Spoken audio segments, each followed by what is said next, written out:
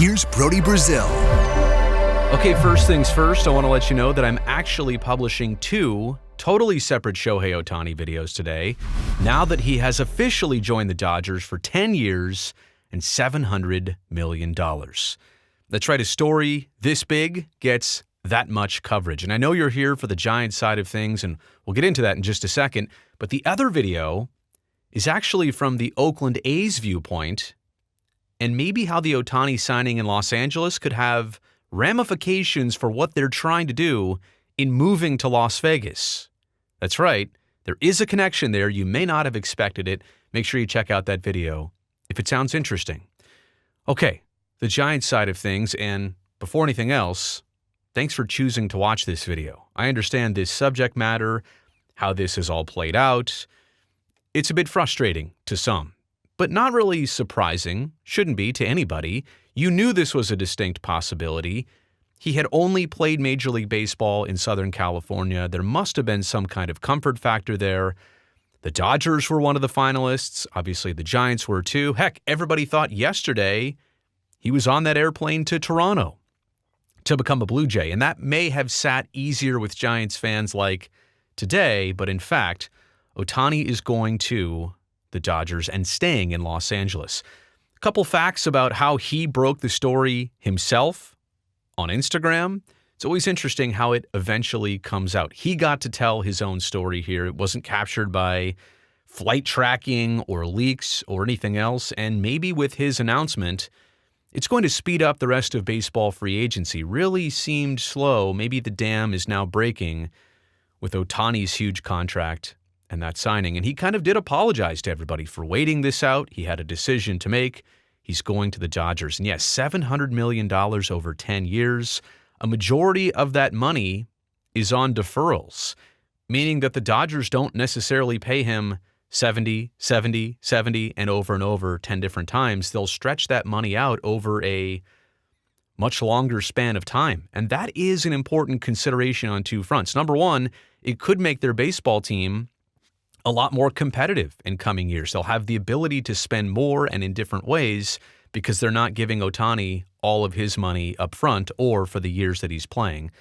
But the other part of it is that Ohtani is 29 years old, 10 years on a contract. Will he really be playing till he's 39? And then how many more years after that are the Dodgers shelling out money to somebody who will then be retired? Anyway, that's for a future conversation here. But his contract, $280 million, approximately more than Mike Trout, his former teammate. Trout, of course, had the largest dollar amount of a contract among Major League Baseball players. So this one leapfrogs it by a huge margin.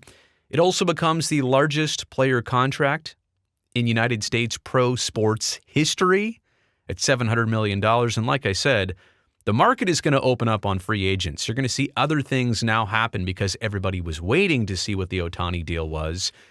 You'd have to think that every other free agent out there this year and beyond is going to point at that Ohtani money and say, well, I'm good and I'm a fraction of that, but I'm a larger fraction of that now because Ohtani went for so much more.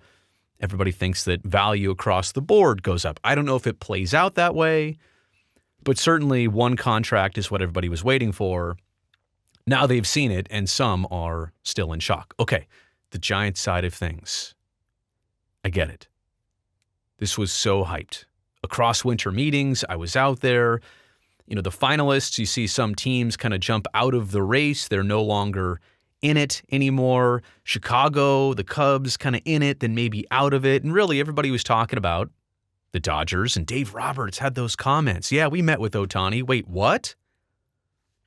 Like, did you just ruin your own chances? He said he wanted privacy and secrecy and confidentiality, and you just admitted it at winter meetings that you met with him. Right? So this was so hyped, and the Giants knew that they were one of the small handful that had an opportunity here. Being a finalist, and I think looking around the room at the other finalists, you knew you'd be in the conversation with those other teams.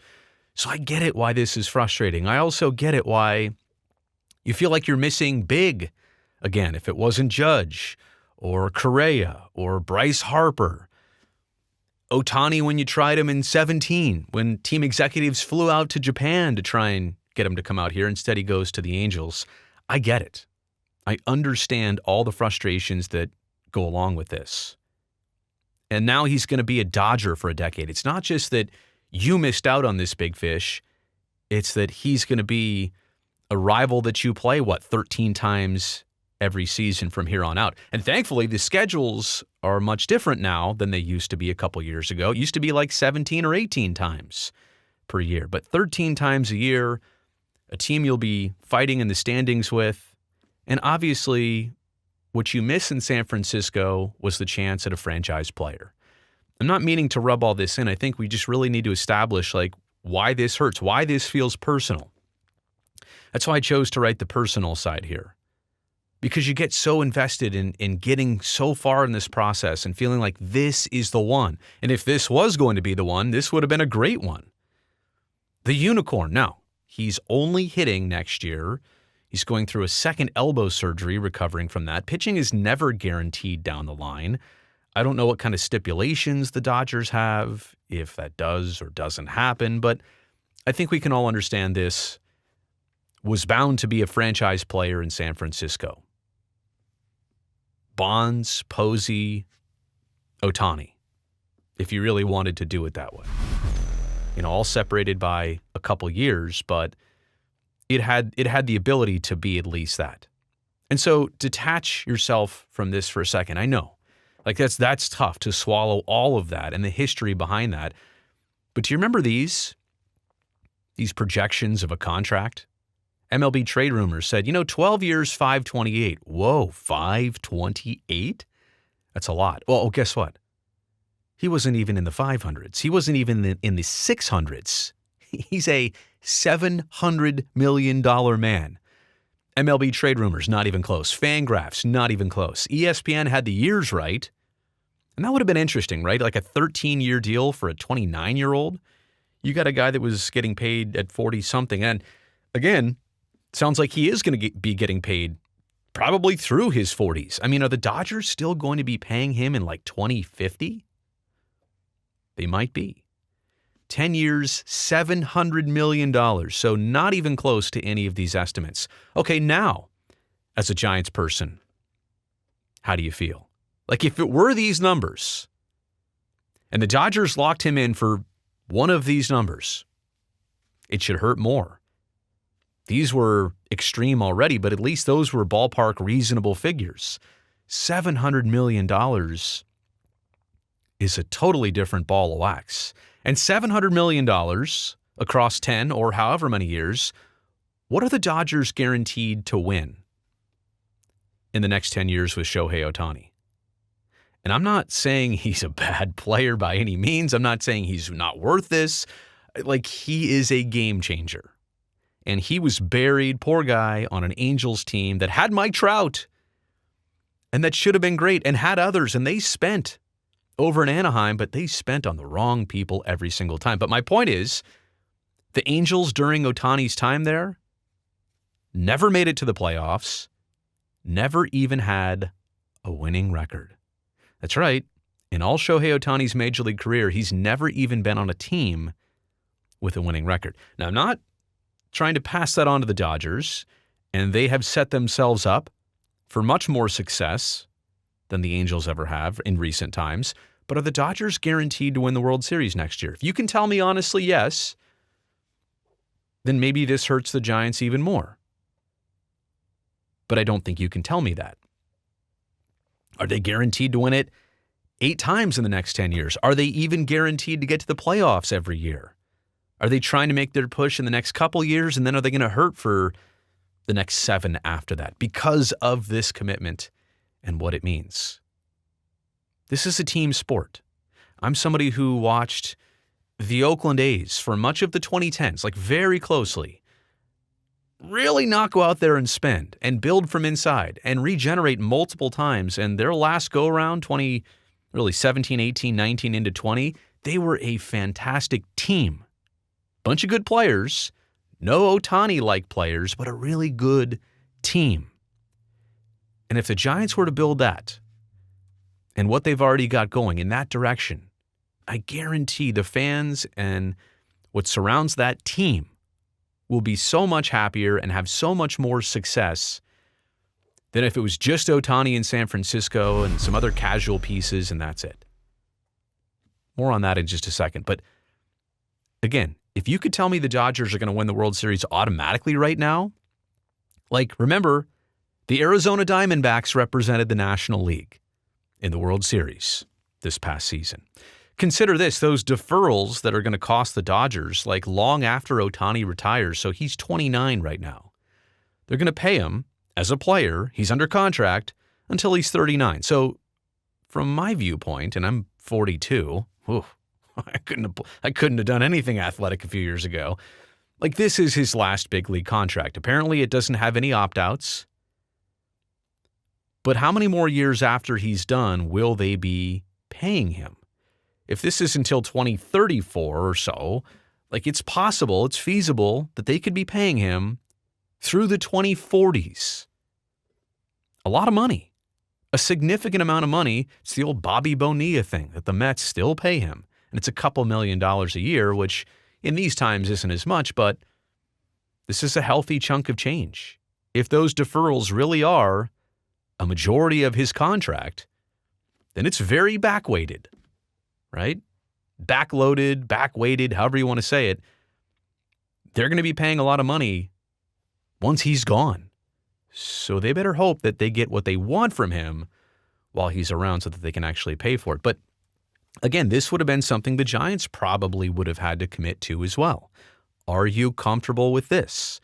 As an opponent of the Dodgers, don't you think this is going to be something that I will not say will be regrettable, but this is definitely going to be difficult for the Dodgers down the road. Can the Giants still build an amazing team and compete? Tell me right now that Ohtani signing in Los Angeles with the Dodgers, tell me right now that that stops the Giants from going out and getting a Yamamoto or a Bellinger. Tell me that stops that prevents them. In fact, that should, well, you'll see my next slide, this should motivate them to really go hard and finish the deals on other players they've, I'm sure, been talking to. I mean, if you tell me right now that the Giants missed out on Ohtani, but they landed Yamamoto and Bellinger, or Matt Chapman, you know I've been saying that for a while. Like, is the next week and the rest of free agency, is this very critical for this team? Absolutely. It's not the end of the world, but you've got a new manager. You're trying to jumpstart this. Farhan, trying to assure his own future with the organization, trying to set them up for success. Yeah, this is huge. They need to land the next big pieces that come down. But I also want to tell you that it's not the end of anything because Shohei Ohtani is with the Dodgers. Sure, I get it. I get how it seems and feels. But when Judge went back to the Yankees, were they in the World Series this year? When Correa looked like he was going to sign with the Mets, and then he signed with the Twins, and they made the playoffs. Congrats to them, and they finally won a playoff game. Remember how you felt probably during those recent times. I'm not saying the Dodgers will or will not win a World Series in 2024. I'm just saying that if you focus on building a team and worrying about yourself more than what they're doing, like the Dodgers, this won't hit so hard. So there's Shohei wearing Dodger blue. He's staying in Los Angeles. Apparently he wasn't really on that flight yesterday to Toronto. Apparently that was the truth. On this Saturday, we find out his future, and now it's time for the Giants to forge their own future as well. You made it here to the end of the video. You know I appreciate that. Thumbs up down below. Also, don't forget to subscribe to the channel so I can definitely see you back here next time.